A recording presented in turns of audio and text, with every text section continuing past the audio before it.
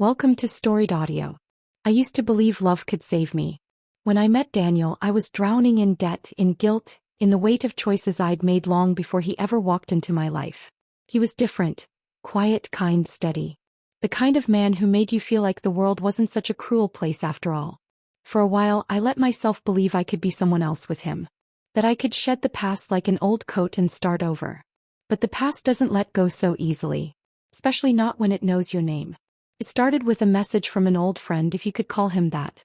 He knew about my debts, about the people I owed. He dangled a way out. One job, one night, and I'd be free. I told him no. Then came the threats. Not to me but to my sister. To my mother. They knew where they lived. They knew everything. So I said yes. The plan was simple. Daniel used to work for a tech company that handled high-value data transfers. He still had access to old credentials, old habits. We'd use that. Plant evidence. Make it look like he'd gone rogue.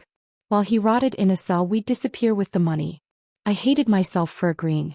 But I told myself it was survival. That I'd find a way to fix it later. That maybe Daniel would understand. But he noticed. He started watching me more closely. I could feel his eyes on me when I turned away. I tried to act normal, but I was never good at pretending. I kept my burner phone hidden, but I knew he was suspicious. I could see it in the way he smiled, tight-lipped, uncertain. So I thought I had time. The night of the job, I waited in the hallway while the guys went in. I told them to grab him, tie him up, make it quick. I didn't want him hurt. Just framed. Out of the way. When I walked in and saw him on his knees, I felt sick. He looked up at me, not with fear but with something worse, disappointment. Why? He asked. I couldn't meet his eyes. I cared for you, I said. But I need the money more. It was the truth. Or at least part of it. Then he said, that's too bad. And everything changed. In a flash he moved. I didn't even see it happen. 1 second he was still, the next he was a storm. Fists, elbows, knees, 3 men down in seconds. I stood frozen, heart hammering, mouth dry.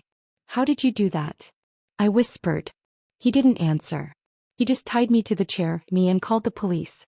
I begged him. I cried. I told him I was sorry. That I didn't want to hurt him.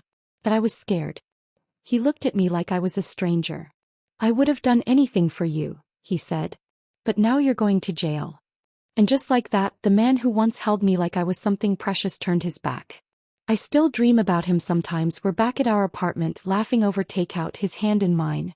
And for a moment I forget the lies and pain. But then I wake up. And the cold comes rushing back. Subscribe for more audio stories.